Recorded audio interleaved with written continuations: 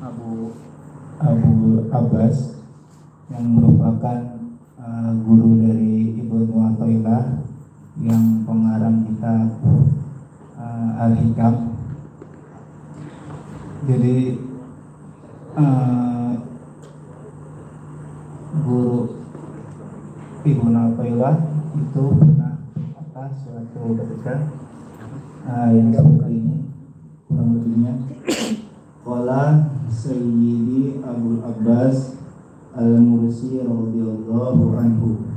Qala mengucap oleh Sayyidi Abu Abbas Al-Mursi radhiyallahu anhu, ucapannya, awqatul abadi arba'atun la khamisalaha.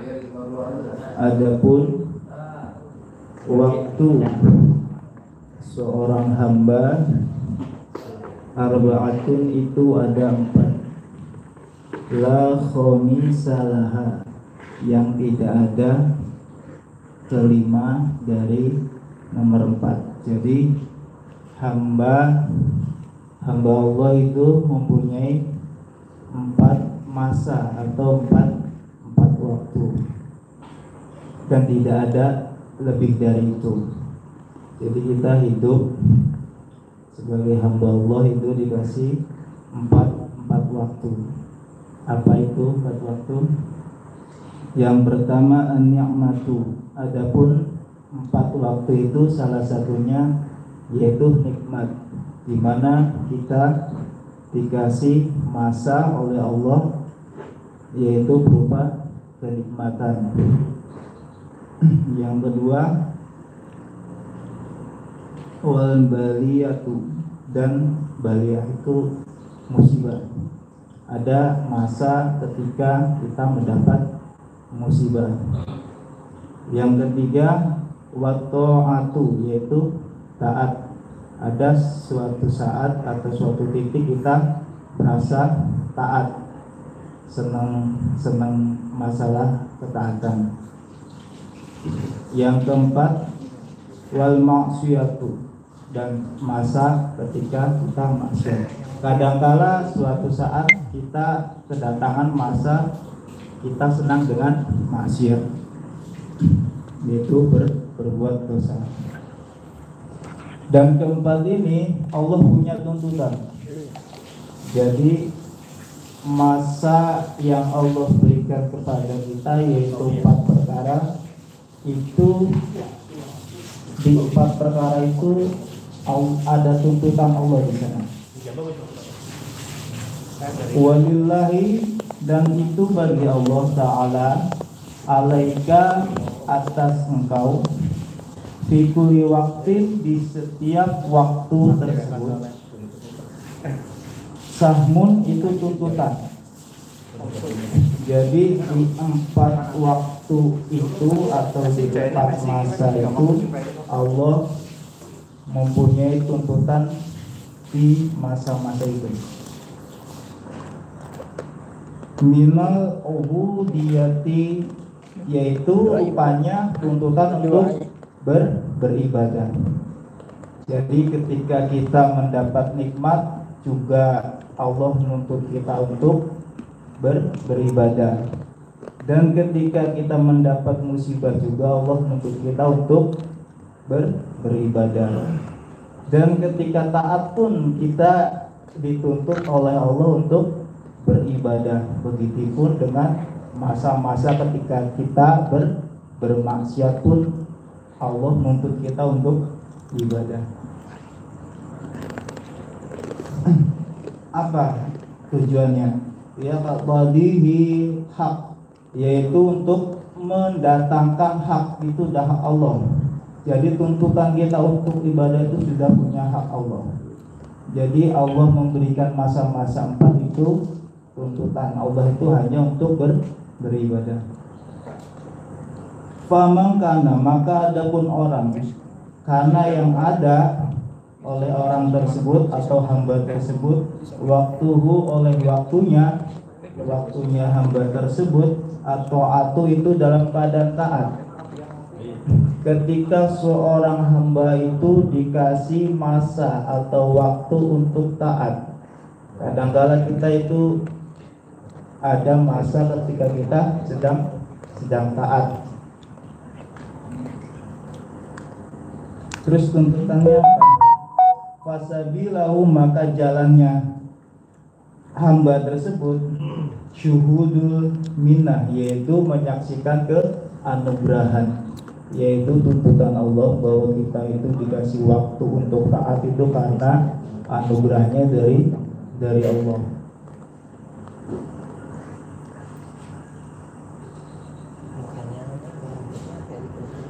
Terus famang kana, dan adapun hamba, karena yang ada oleh hamba tersebut, apa yang ada waktunya hamba, maksiatun, itu ketika maksiat.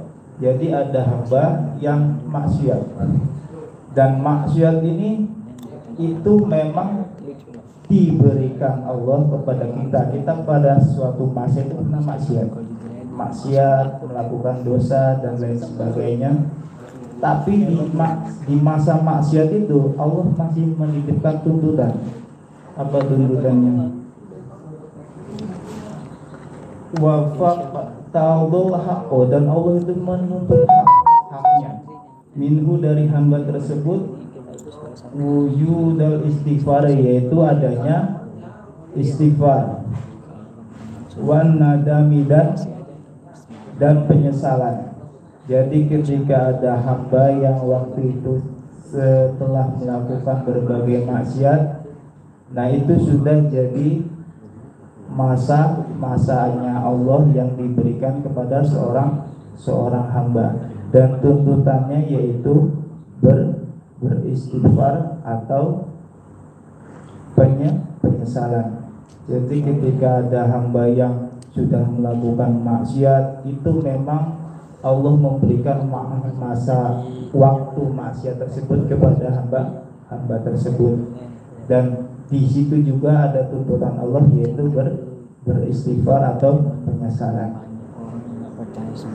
Jadi jangan berhenti sampai di situ ketika masa kita bermaksiat, karena ketika kita bermaksiat pun Allah menuntut kita untuk beristighfar. Famang kana, dan adapun hamba yang ada waktunya hamba atau masanya hamba, an-ni'matu, kenikmatan. Ada pula seorang hamba dikasih masa atau waktu kenikmatan. Ada kalanya kita dikasih nikmat. Fasabiluhu, maka jalannya hamba tersebut, dan ketika kita mendapatkan nikmat, asyukra, yaitu syukur. Tuntutan Allah itu kepada kita yaitu bersyukur. Wa huwa, adapun rasa syukur kita atas diberinya waktu nikmat, farahul qalbi, yaitu senangnya hati, billahi, kepada Allah. Ketika kita mendapat nikmat, ya kita dikasih tuntutan untuk bersyukur kepada Allah. Wa mangkana, dan adapun orang yang ada oleh waktunya orang tersebut atau hamba tersebut, al-baliyatu, itu cobaan atau ujian atau musibah. Ketika hamba itu mendapat musibah, fasabiluhu, maka jalannya hamba tersebut atau tuntutannya Allah tersebut yaitu ridho. Ketika hamba itu dikasih waktu oleh Allah berupa cobaan atau musibah, maka tuntutan Allah kepada kita yaitu ridho atas musibah tersebut, bil qadoi, dengan ketetapan Allah, wasobri, dan bersabar. Jadi kesimpulannya, Abu Abbas Al-Mursi itu membagi waktu di dalam kehidupan kita sebagai hamba Allah itu dibagi 4. Yang pertama apa? Yang pertama itu nikmat.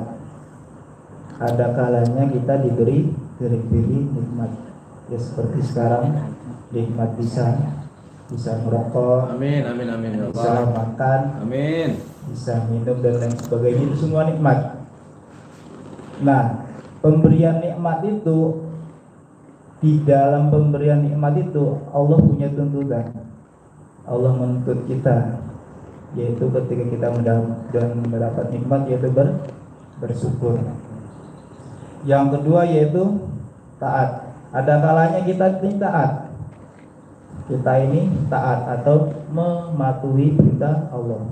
Sholat tepat waktu. Kadang-kala kita sholat tepat waktu. Kalau nggak tepat waktu nggak enak, gelisah. Itu ada saatnya, itu masa-masa itu ada. Itu Allah memberikan masa-masa itu kepada kita. Nah, terus tuntutan Allah di situ juga ada, yaitu semua yang kita lakukan itu ketika kita taat, itu semua anugerah dari Allah Ta'ala. Kita kembalikan lagi, itu semua dari Allah Ta'ala. Ketika kita bermaksiat, ada kalanya kita ini bermaksiat, yaitu berbuat dosa. Ada kalanya ngomongin orang, ada kalanya dulu pernah mabok, atau dulu pernah lain sebagainya, dosa-dosa dan lain sebagainya. Itu adalah masa-masa yang Allah berikan kepada kita. Dan di situ juga ada tuntutan Allah, yaitu berupa istighfar wa nadam. Nadam itu penyesalan. Jadi jangan terjatuh ketika kita sudah melakukan dosa, karena kita melakukan dosa itu merupakan masa yang Allah berikan kepada kita. Jangan berhenti di situ, karena masih ada tuntutan Allah yang berupa istighfar. Maka ketika kita berbuat dosa atau bermaksiat, kita itu dituntut untuk istighfar, yaitu menyesali. Yang terakhir yaitu cobaan atau musibah. Ketika kita mendapatkan masa-masa yang Allah berikan kepada kita yang berupa musibah, maka di situ juga ada tuntutan Allah yang berupa apa? Ridho bil qada was sabar, dan bersabar.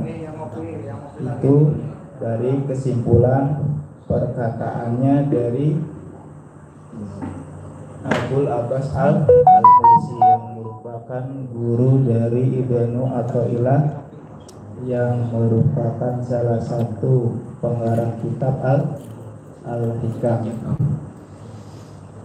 Udah Lanjut Ji. Belum sampai ke ironitas di jalan. Iya mau iya, dikabarin nambah hari. ada jawab apa? Ya kamu masih belum selesai. Nah, masih menunggu ya tadi ya. Lanjut Ji. Ini ngambil lagi dari kitab Bidayatul Hidayah yang Setiap Sabtu dibacakan tim di Harmoni. Jadi ini bab tentang keseharian kita. Jadi ketika munculnya matahari itu apa yang kita lakukan?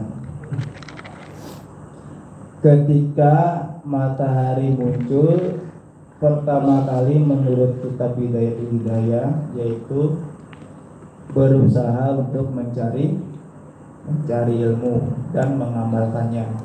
Itu ketika kita melihat munculnya matahari.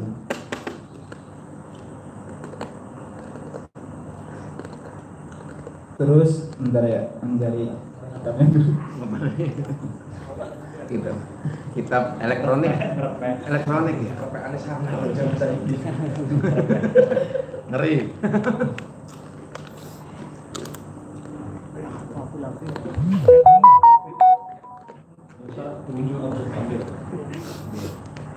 Kopi ya, apa kayak itu? Kopi boleh.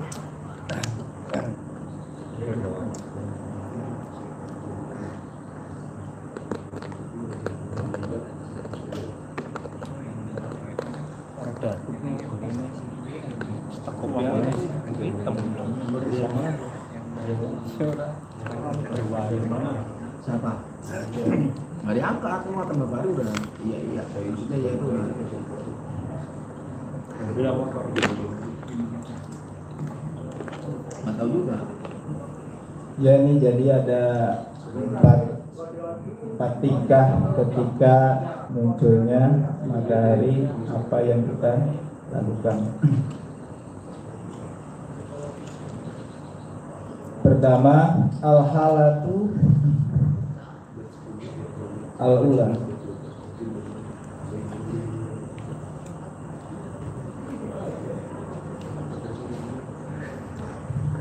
Allah tatadiro, jika kita pertama kan mencari ilmu. Yang kedua, Allah tatadiro, ketika kita tidak mampu ala tahsilul ilmi, atas menghasilkan ilmu an-nafi yang bermanfaat. Ketika kita tidak mampu untuk memberikan ilmu manfaat kepada sesama, lakin tastagila, tetapi jangan tersibukkan biwadhi fil ibadati, dengan kegiatan-kegiatan ibadah. Maka seharusnya kita disibukkan dengan kegiatan-kegiatan ibadah. Contohnya minal zikri, dari zikir, wal Quran, atau membaca Quran, wa tasbihati, atau membaca tasbih, wa sholati, dan sholat.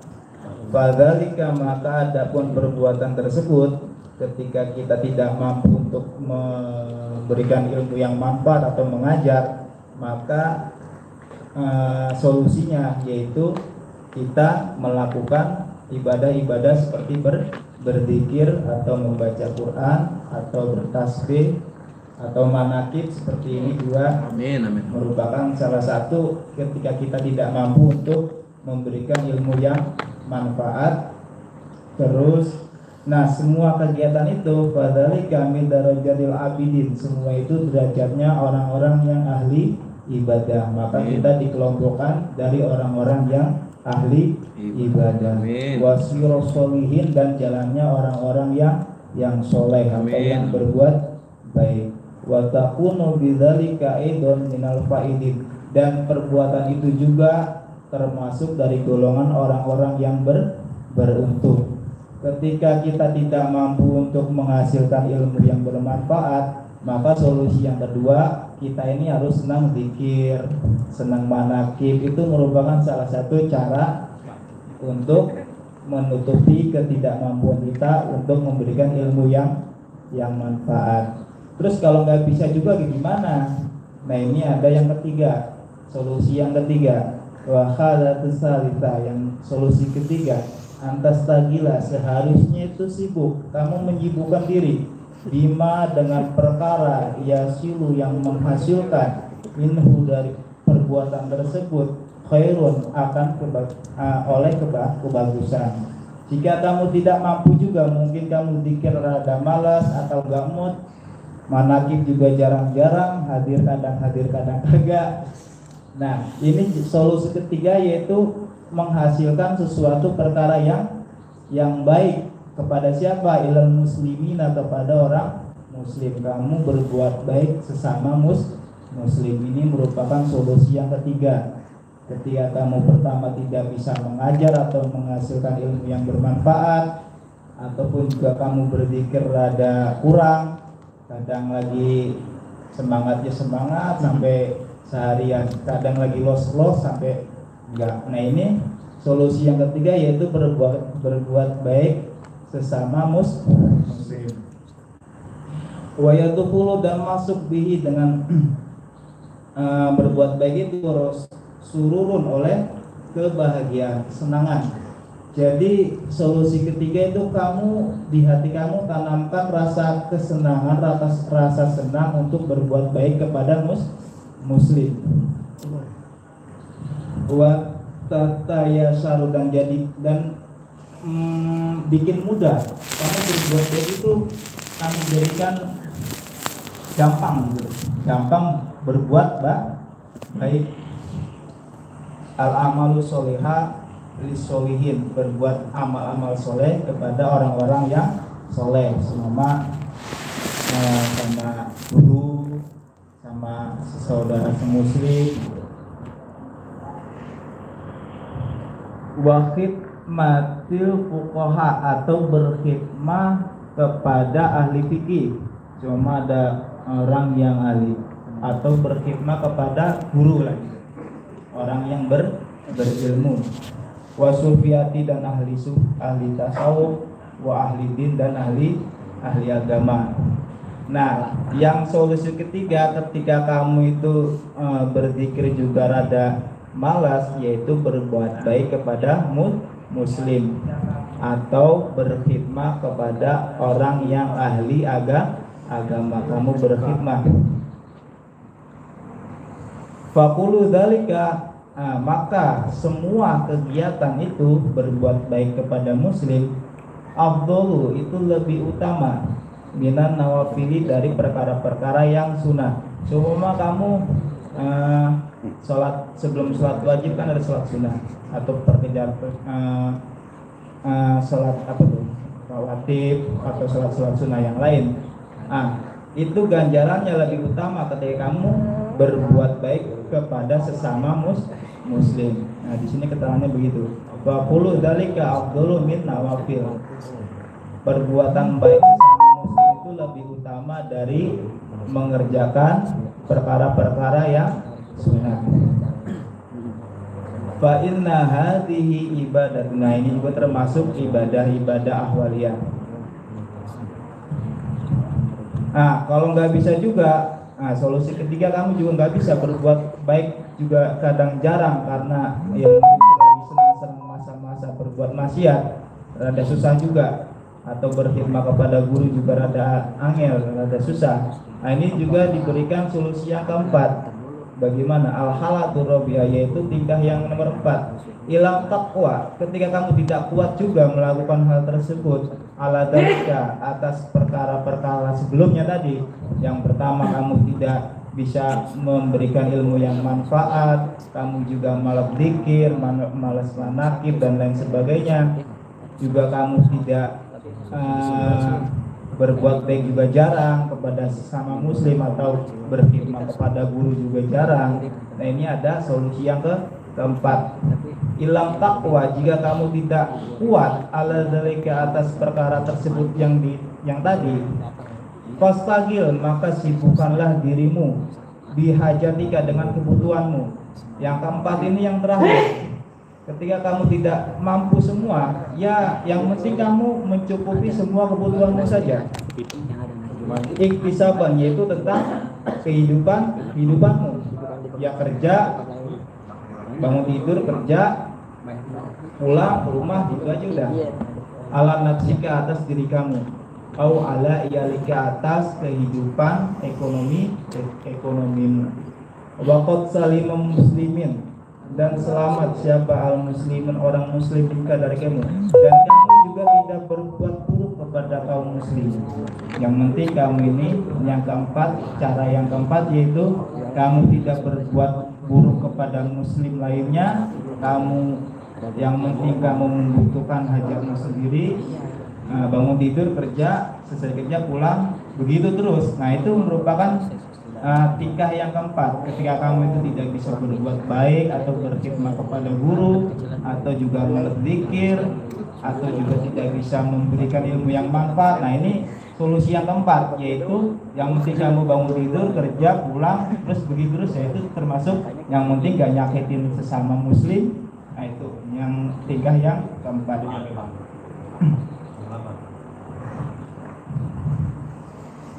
Waqad salima, dan selamat al muslimu, orang muslim minka darimu, wa aminu, dan aman min lisanika, dari lisanmu, dan lisanmu juga tidak berbuat yang membahayakan kepada muslim lainnya, wa yadaka, dan tanganmu juga, wa salimalaka dinuka, yang penting agamamu selamat, yang penting sholat wajib, kerja, pulang, gitu-gitu terus. Islam tertakib maksiat, dan tidak melakukan maksiat atau melakukan dosa-dosa yang besar. Fatanala, maka memperoleh bihi, dengan yang tingkah yang keempat ini, darajata ashabil yamin, yaitu golongannya atau derajatnya ashabul yamin, atau derajatnya orang-orang yang berada di kanan. Kita tahu orangnya namanya disebut, jadi karena diikat daki juga. Bidzalika